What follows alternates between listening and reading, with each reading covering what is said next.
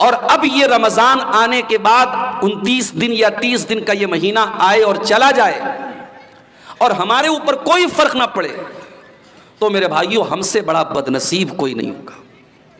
اس لیے کہ اللہ کے نبی نے 3 لوگوں کا نام لے کر کے بددعا کی ہے، اور آپ نے بددعا کی ہے اور حضرت جبریل علیہ السلام نے آمین کہی ہے۔ نبیوں کا سردار بددعا کرے جمعہ کے دن منبر پہ چڑھ کر اور فرشتوں کا سردار آمین کہے تو کیا اس بددعا کے قبول ہونے میں ذرا کوئی شک ہو سکتا ہے میرے بھائیوں؟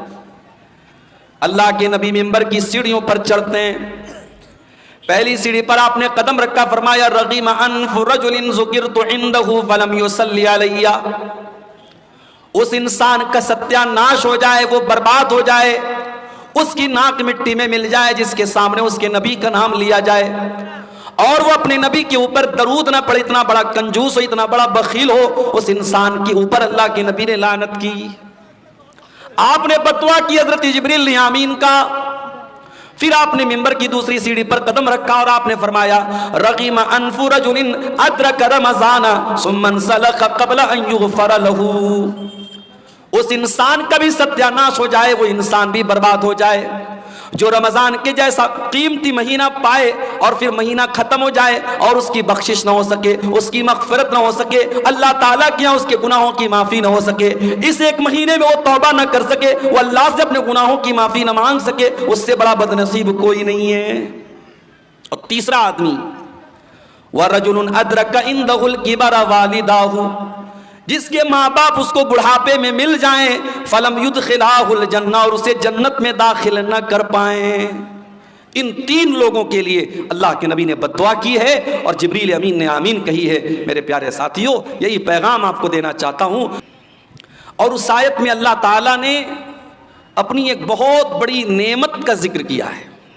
یوں تو قرآن میں اللہ تعالیٰ نے بہت ساری نعمتوں کو بیان کیا ہے، مگر سورہ آل عمران کی اس آیت میں اللہ تعالیٰ نے جس نعمت کو بیان کیا ہے، اس نعمت کو بیان کر کے اللہ نے احسان بھی جتایا ہے کہ ہاں ہم نے یہ نعمت دے کر کے تم پر احسان کیا ہے۔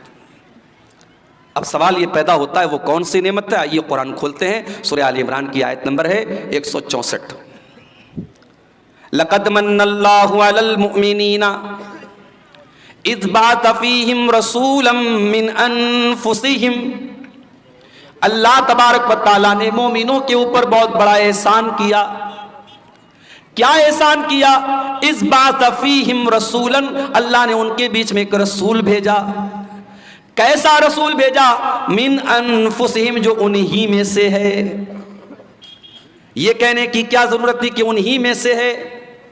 یہ کہہ کر کہ اللہ تعالیٰ یہ بتانا چاہتا ہے کہ اے میرے بندو، ہم نے جو رسول بھیجا، جو نبی بھیجا، وہ کوئی فرشتہ نہیں ہے، وہ کوئی نور کی مخلوق نہیں ہے، وہ بھی انسان ہے، اور جس طریقے سے تم ایک ماں باپ سے پیدا ہوئے، وہ بھی آمنہ کا اور عبداللہ کا بیٹا ہے۔ تم بیمار پڑتے ہو، میرا نبی بھی بیمار پڑتا ہے۔ تم تکلیف میں ہوتے ہو، میرے نبی کو بھی تکلیف ہوتی ہے۔ تمہیں غصہ آتا ہے، میرے نبی کو بھی غصہ آتا ہے۔ تم شادی کرتے ہو، میرے نبی نے بھی شادی کی ہے۔ تمہارے بیوی بچے، میرے نبی کے بھی بیوی بچے ہیں۔ رسولا من انفسہم، وہ نبی تمہارے ہی بیچ میں سے ہے۔ اس نبی کا کام کیا ہے؟ یتلو علیہم آیاتہ، وہ قرآن کی آیتوں کو پڑھ پڑھ کے تم کو سناتا ہے۔ وَيُزَكِّيهِمْ، اور وہ تم کو پاک کرتا ہے، تمہیں پوتر کرتا ہے، تمہیں گندگیوں سے نکالتا ہے، تمہیں برائیوں سے نکالتا ہے۔